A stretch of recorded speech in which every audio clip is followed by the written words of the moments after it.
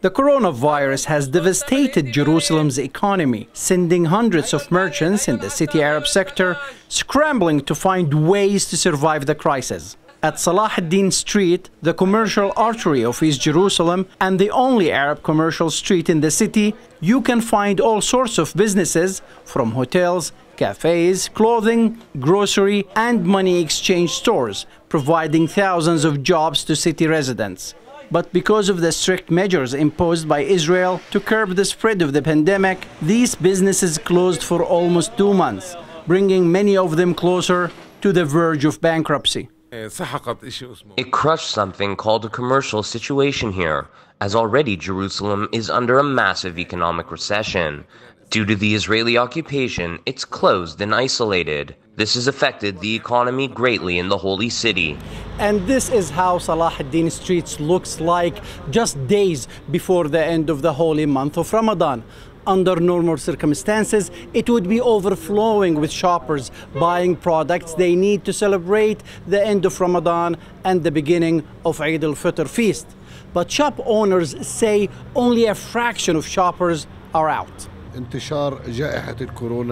This led to a deterioration in the commercial and economic situation in the city of Jerusalem. The spread of this corona pandemic was considered a devastating blow to the commercial situation in the city.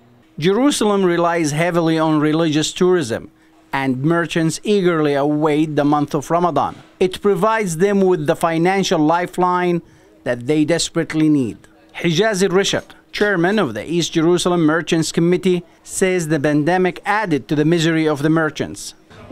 Trump's declaration that Jerusalem is the capital of the occupying power was followed by the Trump deal of the century. All of that led to new deterioration in the commercial situation, not to mention the life of misery that we live as a result of the Israeli occupation and its practices on the ground, from exorbitant taxes to imposing random violations, tax raids, and confiscation. However, the Israeli government rejects these accusations, saying that it treats all residents of Jerusalem equally. The owner of this popular juice shop outside the old city says he's been selling bottles of specialty drinks at his family store for years, and this is the worst he's ever seen. Because of coronavirus and because of closure, the situation is worse than previous years in terms of sales. But as we say, Alhamdulillah, what else can we say? But even with the limited lifting of curfew and ease of restrictions, owners here say the season is a wash. In East Jerusalem, Mohammed Al-Qasim reporting for the Media Line.